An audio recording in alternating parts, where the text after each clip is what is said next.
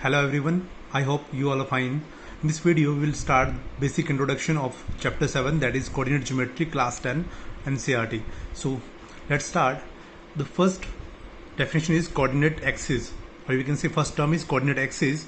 So two perpendicular lines x dash and y dash intersecting at a fixed point O said to be origin. This fixed point is known as origin, are known as coordinate axis.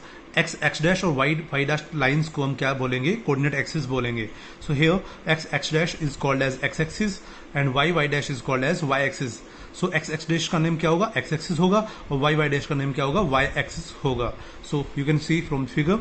So here x dash is a line, horizontal line. We can say x axis is also known as horizontal axis, and similarly y dash is vertical and intersecting each other at right angle. So y dash is known as y axis. This is also known as vertical axis. So now proceed. Origin. It is the point of intersection of both coordinate axes, that is x dash and y dash, and it is denoted by O, and the coordinates of origin are O 0 0. That is here in the figure O, this is the origin point, so coordinates of origin are 0 0. So keep in mind the point is denoted by capital letter and its coordinates are denoted by small letters or numbers.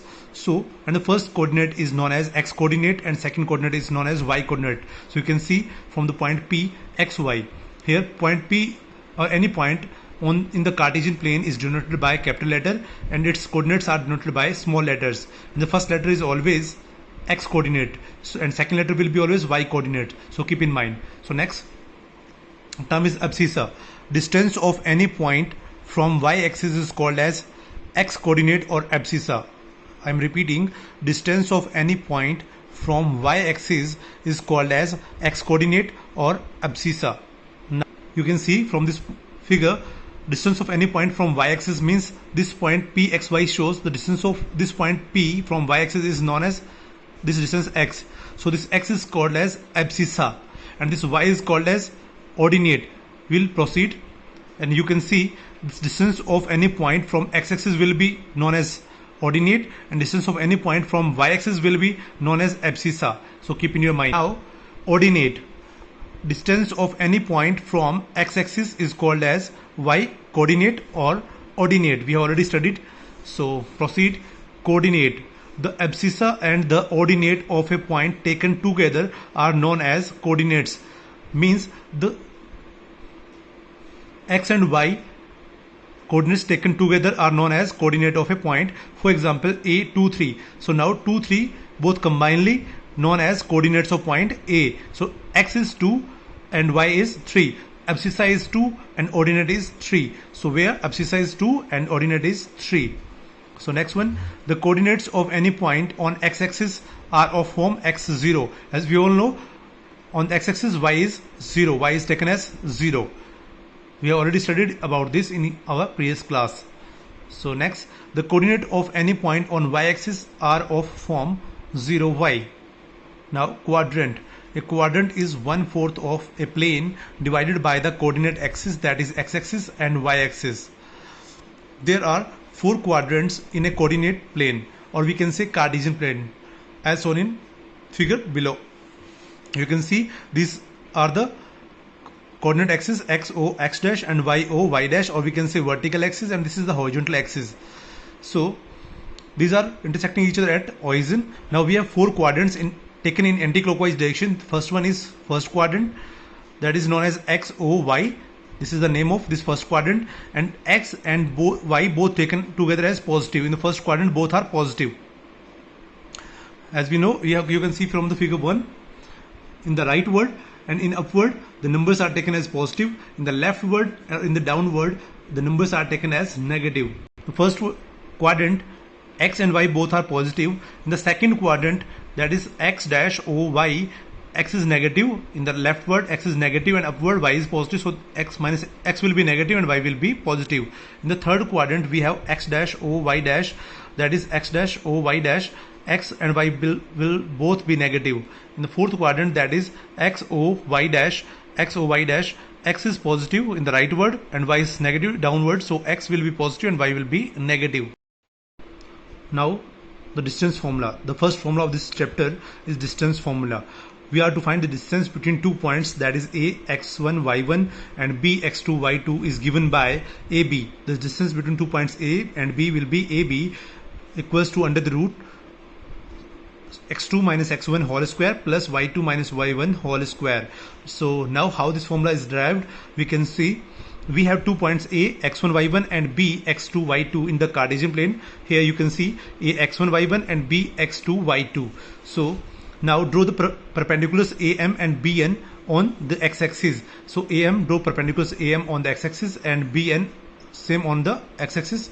So and a parallel line, we can say AP parallel to x-axis, that is perpendicular to BN axis. So and AP perpendicular to BN, that intersect BN at point P, we can say. So now we have the coordinates of A as x1 y1, so we can say OM as x1, AM as y1, ON you can see from the figure, and ON as x2 and BN as y2. Similarly MN will be x2 minus x1. So MN is here, you can see this total is x2 and this is OM is x1, so MN will be x2 minus x1. Similarly, as this is rectangle, we can say AMNP is rectangle, so MN will be equals to AP, that is x2 minus x1. Similarly, you can see from the figure, this whole distance BN is y2 and this AM is y1, so PN will also be y1. So this BP will be y2 minus y1, this become y2 minus y1. Now we have right angle triangle APB, in which AP equals to, we have x2 minus x1 and BP equals to y2 minus y1. So now by using Pythagoras theorem, we can say AB square will be equals to AP square plus BP square. This is all about, we have already learned. So now you can apply the Pythagoras theorem. So AB square will be equals to AP square plus BP square. So AP square, you can see x2 minus x1 square plus BP square is y2 minus y1 square. So now AB can written as under the root x2 minus x1 whole square plus y2 minus y1 whole square. This is the distance between 2 points, that is x1 y1 and x2 y2. So pause the video and note it down. Distance of any point P xy from origin will be under the root x square plus y square. You can see from the figure. So we have origin as 0 0 and any point P xy. So this x2 will be replaced by x and y2 will be replaced by y, and x1 will be replaced by 0 and y1 will be replaced by 0. So the formula becomes x square plus y square. Thus we will have to keep in our mind that distance of any point Pxy from origin will be always under the root x square plus y square. Some important basic rules for identifying a triangle or a quadrilateral formed by the given coordinates. So let's start. The first geometrical shape is isosceles triangle.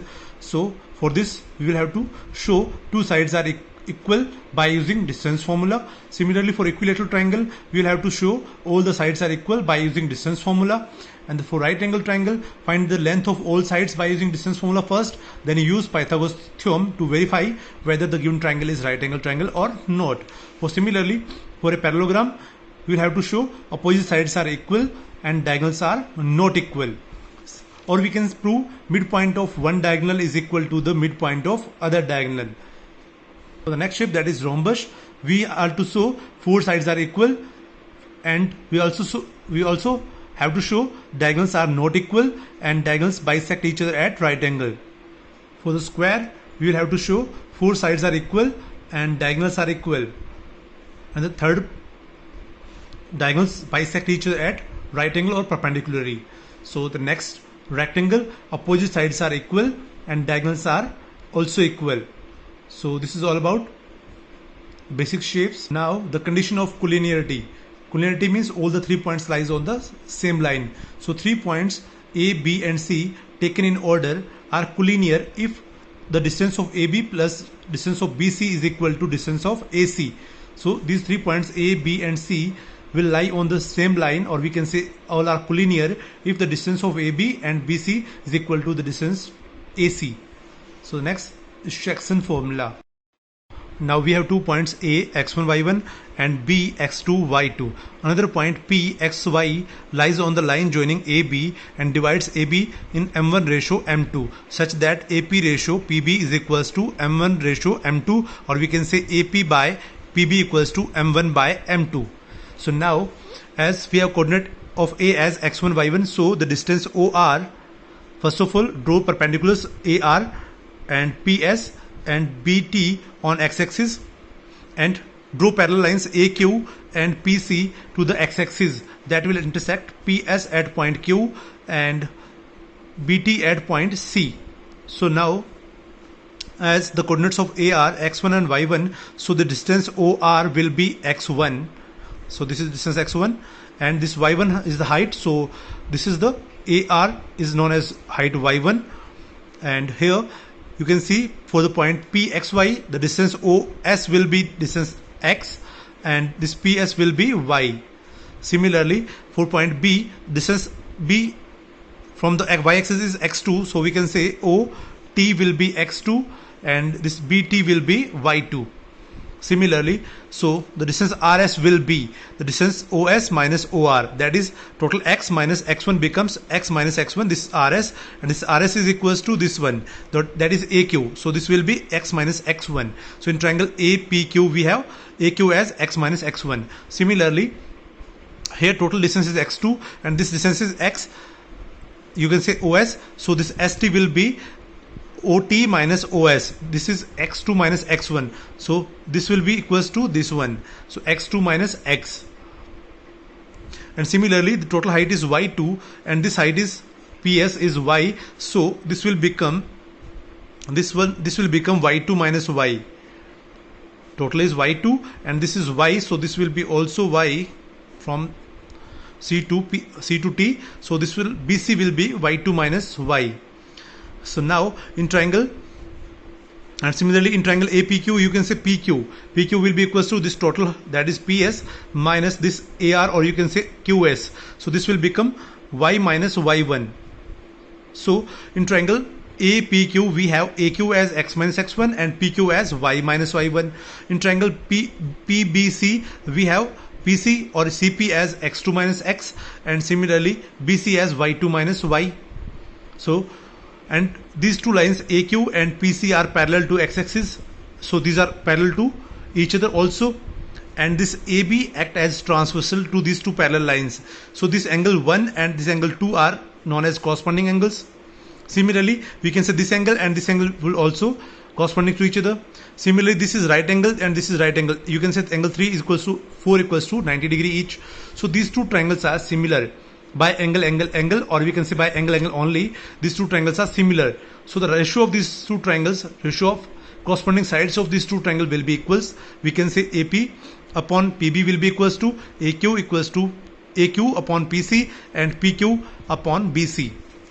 You can see step by step.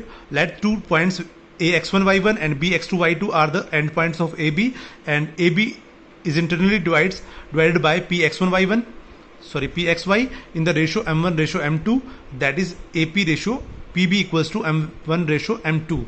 So we can write AP by PB equals to m1 by m2. Now draw AR PS BT perpendiculars to the x-axis and draw AQ and PC parallel to x-axis. This implies AQ is parallel to PC. We already discussed. So angle 1 will be equals to angle 2, that is corresponding angles, as AB act as transversal. So angle 3 equals to 4, 90 degree each. Hence triangle PAQ and triangle BPC are similar to each other by angle similarity criteria. So we can show their corresponding side as equal. So PA upon BP, AQ upon PC, or PAQ upon BC. You can see corresponding sides will be PA upon BP, AQ upon PC, and PQ upon BC that we have taken. So now AQ we already discussed, but we are just repeating. AQ equals to RS equals to will be OS minus OR, that is x minus x1. Similarly PC equals to ST equals to OT minus OS becomes x2 minus x1. You can see from the figure PQ will be equals to PS minus QS equals to PS minus AR equals to Y minus Y1. Similarly BC equals to BT minus CT, that is BT minus PS, or we can say Y2 minus Y. So putting all these values in the relation 1, that is, this is the relation 1. So we will get m1 upon m2 equals to x minus x1 upon x2 minus x1 x, and similarly equals to y minus y1 upon y2 minus y. So from these two terms, first two terms and last two terms, we have, from first two term we have m1 upon m2 equals to x minus x1 upon x2 minus x. After cross multiplying, we get m into x2 minus x equals to m2 into x minus x1. So similarly, opening the bracket, we get m1 x2 minus m1 x equals to m2x minus m2 x1. So, or we can write it as m1 x2, and this m2 x1 is transposed to the left hand side and become m2 x1. Similarly, this m1 x transposed to the right hand side become positive. So m2x plus m1 x. So we can take x as common factor from these two terms. So this becomes m1 x2 plus m2 x1 equals to x into m1 plus m2, or we can write it as x. This m1 plus m2 will be transposed to the left hand side and become reciprocal. So x will be m1 x2 plus m2 x1 upon m1 plus m2. Similarly, we can find y equals to m1 y2 plus m2 y1 upon m1 plus m2. These are the coordinates of point P. So thus the coordinates of point P xy, which divides the line segment joining the point A x1 y1 and B x2 y2 internally in the ratio m1 ratio m2 are m1 x2 plus m2 x1 upon m1 plus m2 and m1 y2 plus m2 y1 upon m1 plus m2. These are the coordinates of point P. So this is known as section formula. Now special case, if the ratio in which P divides the AB is not given, whenever we are not given the ratio in which P divides the line AB, then we will take assumed ratio as K ratio 1. Whenever we don't have M1 ratio M2, we will take K ratio 1. So then coordinates of point P will be Kx2 plus x1, as M2 is 1. So Kx2 plus x1 upon K plus 1, and y coordinate will be Ky2 plus y1 upon K plus 1. The midpoint formula. Whenever the point Pxy divides the line joining the point Px1 y1 and Bx2 y2, that is AB, in equal two parts, the ratio will be m1 ratio m2 equals to 1 ratio 1. So then x will be equals to x1 plus x2 by 2, and y will be y1 plus y2 by 2. This result is derived from the basic section formula by putting m1 and m2 as 1 1. So we can find the midpoint of two given points A and B using directly this formula, that is x equals to x1 plus x2 by 2 and y equals to y1 plus y2 by 2. Now the median. In a triangle, line joining any vertex to the midpoint of corresponding opposite side is called as median. So we have triangle PQR where the coordinates of P are x1 y1 and Q x2 y2 and r as x3 y3. So P m1 is the median, m1 is the midpoint of side qr, m2 is the midpoint of side pr, and m3 is the midpoint of side pq, or we can say qp. So P m1, q m2 and r m3 all are the three medians of this triangle pqr, and we must know the triangle, all the medians of triangle intersect each other in the 2:1, and the point where these median intersect each other is denoted by G, and that is called as centroid of the triangle.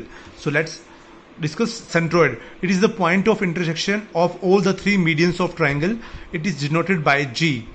In triangle PQR given above, the coordinates of the vertices are P x1 y1, Q x2 y2, R x3 y3. The coordinates of centroid G xy is given by x equals to x1 plus x2 plus x3 by 3 and y equals to y1 plus y2 plus y3 by 3. So we can find the coordinates of centroid by simply adding x coordinates of all 3 points, dividing it by 3, and similarly by adding all the 3 y coordinates of these 3 points and dividing it by 3. So you can see, let's see again, x equals to x1 plus x2 plus x3 by 3 and y equals to y1 plus y2 plus y3 by 3. So note, this result is produced by applying the section formula on